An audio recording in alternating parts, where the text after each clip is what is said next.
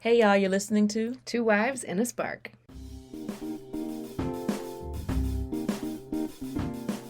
As an interracial couple, we've learned a lot over the years, and we're committed to sparking conversations that build community and explore how race influences everything. Literally everything. So that's our focus for this podcast. Because we believe that intentional conversations are vehicles for change. We've seen the power of them in our relationship over the years, and we know that when we really listen to each other and to ourselves, we see the truth in new and revealing ways. I'm Leah. And I'm Rachel. You're listening to Two Wives and a Spark.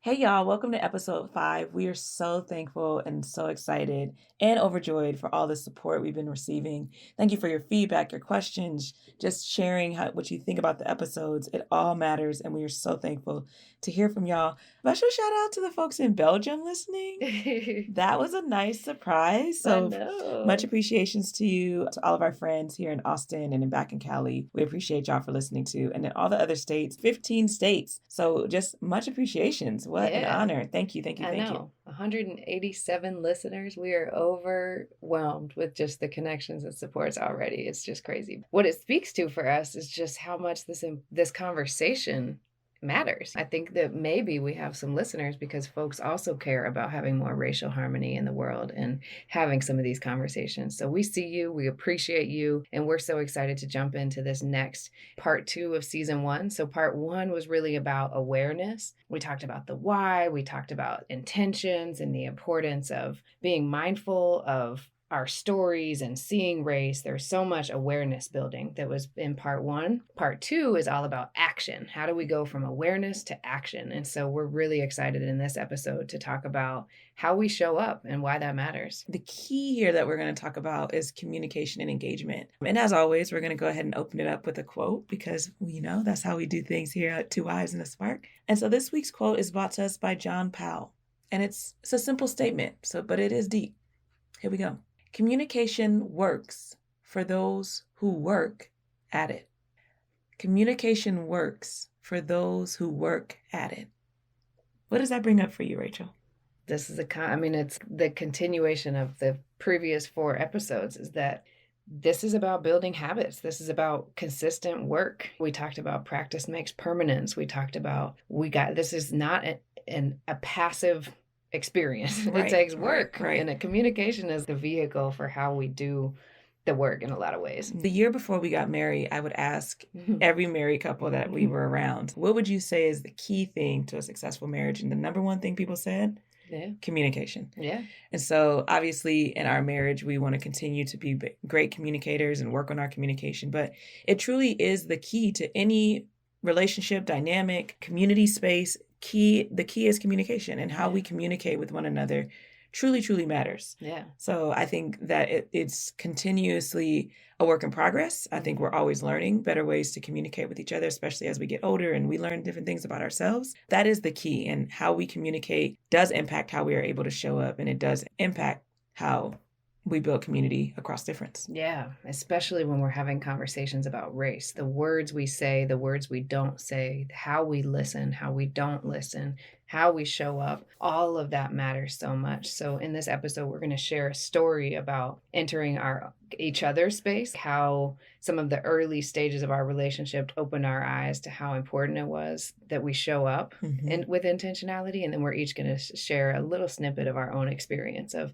entering the other person's space for the first time. We hope that this helps us in this episode really think about all the micro steps and all the micro moments and how much they matter when it comes to showing up and communicating and engaging across difference. I think that is the key thing. There's the micro steps. Every step we take, there's a little step before it that can help us prepare to take a big and beautiful and bold and necessary step to do this work.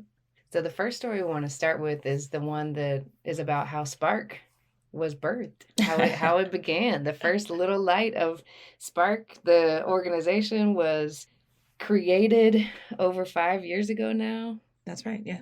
Yeah. Your math game today is on point. Look at you. And what did we learn about that story and why this idea of showing up really came to the forefront and why we created this tool? The first version of Spark was a card game, and it is really designed to help people hold space for conversations across difference. I think there had been like a seed planted kind of before this story, but I definitely think the story we're going to tell is a catalyst for what made it come to life. But at that point, we had been friends for at least 5 years, right? Because we had worked together. Yeah, close to 5 years. And so I think we were already kind of grappling with and trying to figure out ways to really be purposeful in the ways that we were working together and communicating with each other even before Spark was born. But I think Spark being born came out of an experience we had with my family, to be honest. And not a lot of people know that this is kind of the thing that really sparked the work for Rachel. I like to tell people I went on vacation and she created Spark. But we were visiting my family, and it was in 2016. And so at that point, there was a lot happening in the world. And I think both Rachel and I were navigating the death of Black men and the shooting that happened at the Pulse nightclub in different ways, I might say, just because of our experiences in the world. Would you say that? Yeah, definitely. I mean, I think with the murder of Philando Castile and Alton Sterling, it started to open our eyes how different our news feeds were. And I remember very explicit conversations about that when we lived in Oakland. And then when the Pulse nightclub, the tragedy and the murders of so many innocent people in Orlando, it hit home. It kept hitting closer to home, and our conversations kind of went to a deeper realm that summer. So I would say within our own space, we were having conversations about, to your point, around how our news feeds look differently, what was happening in our lifetime. Yeah. And so when we went to visit my family, we weren't having those conversations. We were coming together for a very actually special event. We were celebrating my brother turning 40, which was a huge thing and especially him being a Black man in America and us not necessarily knowing if he would make it to 40. So it was a beautiful celebration of his life. And I remember when Rachel and I were driving away, we were on our way to Ensenada, and we originally hadn't planned on stopping in LA. We were really just going to go straight to Ensenada, and we thought this is too beautiful of a moment to miss. So we did stop, and when we were leaving, we were just kind of talking about what we didn't talk about in that space. And what we did do in that space was we definitely partied and celebrated and played a lot of games. Mm-hmm. But we didn't have deeper conversations about what was going on in the world. And I remember sharing with Rachel, for Black folks, that's always going on in the world. There are always conversations that could be had across the generations that were in that house, the killing of Black men specifically. So it didn't necessarily surprise me that while my grandmother and mom and aunts and niece and nephews were in the house, that we weren't having that conversation. I think to me, we have unfortunately been normalized to that is a conversation that is always happening in my family. So I remember us then having a conversation about the conversations we didn't have and why that might be and what's underneath that. Mm-hmm. And so that led to us having a deeper conversation about, well, how do you begin to have those conversations and get people to share their experiences in life? Because there is still missed opportunities where we're not sharing the pain. We talked about this in a couple of episodes before. We just carry, especially as Black women specifically, we carry the weight of the pain, and we just keep carrying it as we keep going through life. And so how do we get to a space where we can actually unpack and stop carrying it, but talk about it and talk with others about it and be real about our stories and our experiences and not just treat it as this is normal and this is what happens in life. Right. And how you have to feel really safe to be able to do that. I think in hindsight, looking back, of course, those conversations didn't come up. I had a lot of naivete to think that people would feel safe enough to talk about some of these things with a white woman entering the space for the first time as a group. It was my first time to enter this intergenerational space that was a very full, wonderful house full of life and vibrancy, and also a little bit of there was some energy, like some tension about like, okay, it was clear that there was a white person in the house. And so we think about the conversation here in this episode is about how we show up matters and how we enter each other's space really matters. I think we were really mindful of space in that moment. And what it led to was a lot of debriefing of, oh, why didn't certain conversations come up, or all the different layers of what it takes to get people to feel safe enough to share what they're really thinking and feeling. Which I think is happening more so in both of our families now. But again, it's been almost 8 years that we've been together and we've been working at this. And I think one of the key things when we talk about this that is important is how we consistently have shown up in these spaces. It is not wise, I think, to think in the first meeting of a family or in the first meeting where you're entering as the only white person or I'm entering as the only Black person, that we're going to immediately get deep. I think there's some work that still has to happen in order for that to become true. In fact, that's a big pitfall that I think, to be really honest, white people make all the time in this moment. The number of stories that I've heard from people who are not white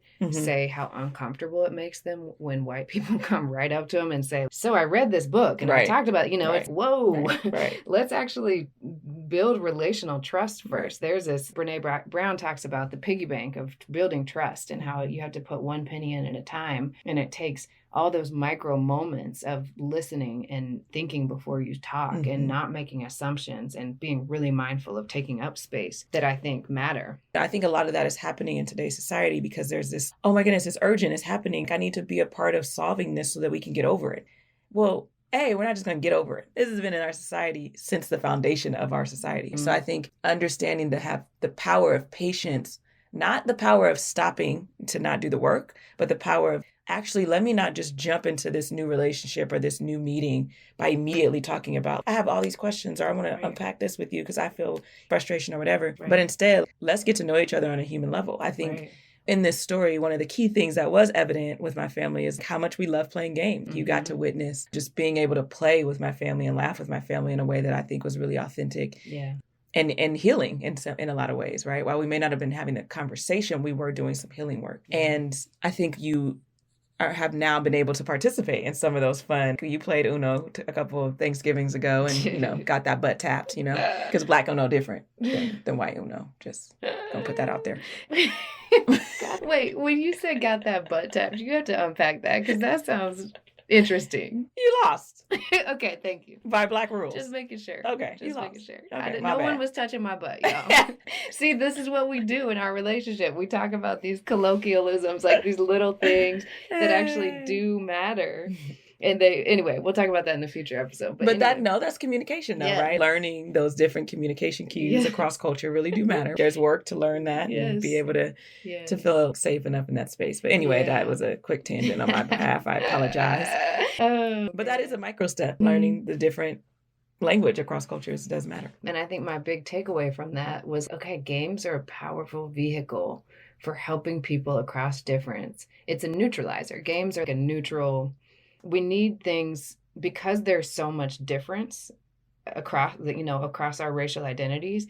We sometimes need an invitation that is a neutralizer that helps both parties come together and kind of share in a way that opens up an invitation. 100%. And I think that's how you created S.P.A.R.K with that in mind. I just watched, I observed as the observer, oh, wow, this is amazing. This opens up a lot of space.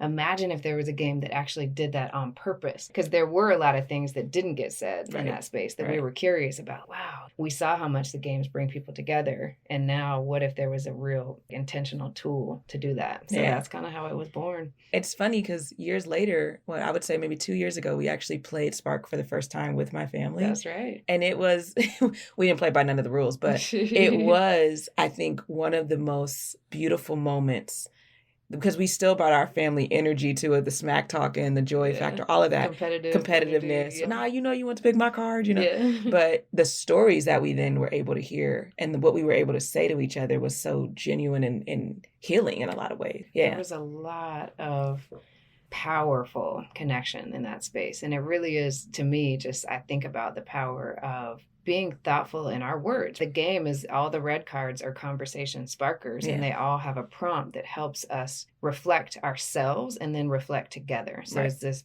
byproduct of a two-way street. I'm doing my own thinking for myself. How do I think about what are my thoughts? And then what are my feelings or something? And then how do I share that with others? And that helps me make connections. Just a little shameless plug for S.P.A.R.K that we'll put the link to the game in the show notes. But it is no shame, actually. I was about to say, much pride. Speaking of the power of words, I think there is a lot of pride in being able to plug this vehicle that helps bring people together. So and communicate. I think the key part of it is that it brings people together, but it also allows for communication to be, I think, really rich. That allows people to feel safe enough to continue to engage, and there's power in that. My favorite part about it is community has been at the center of it since the beginning. We did 20 something prototype parties, got people's input, got card ideas from people. Everybody, every year there's a new edition that comes out, and it's just always because community tells us what they want more of and what's needed. So that's really how we got into the phase that we're in now. But I think to come back to the conversation at hand, I wonder if we could go back to that moment. How would we unpack those little micro steps that we both made to get ourselves ready and to be mindful of how we're showing up? Because I think back then it was really unconscious. We weren't having conversations like this. I think it's we're able to have conversations like this now because we've lived through it. So we're able to clearly be like, oh, well, we've done some work to get here. This didn't just happen by accident. Mm-hmm. One of the things I think that you did really well with my family in particular was you built individual relationships with people, which took time. It took you kind of being a chameleon in some ways. Everyone in my family is very different. And I think it took you, to your point around observing, you had to step back in order to even know how to build one-on-one relationships with people. And I think the same thing is true for me and your family. But one of the things that stands out to me still to this day that I think you did that was really beautiful and showed care was writing letters to, like you wrote a letter to my aunt when my uncle was very ill and sick and was passing. You wrote a letter to my grandma just thanking her for raising me. And I think that those types of things really helped, especially those two women, the matriarchs of our family. Yeah, that was a good step to show an olive branch, as we always talk about. They could have taken those and been like, cool, whatever, you're still a white lady. But I think it did open up the space to be like, okay, who is this white lady? And I think that mattered and still matters a lot about in the relationship that you have in my family with individuals. I wonder also something that stood out to me around how that whole experience was just being really thoughtful in how I was listening. I think I was very much actively, maybe unconsciously at the time, but I was very clear of my whiteness in that space. And so I was working to, you called it chameleon, but I think we talk about code switching a lot. How do you learn to really just listen mostly? Talk when prompted, but decenter myself. Really, this isn't about me. Let me just be here and pleasant and laugh at jokes and be here, but mostly come as a learner and come with curiosity and come to the table with, this really isn't about me. Let me be a thoughtful listener so that when I do speak, I can connect to what I've heard in a really thoughtful way. I think you were able to do that because of this idea around decentering self and decentering whiteness. Because I think if you had centered, I got to make sure I'm showing up and I got to make sure I look engaged. If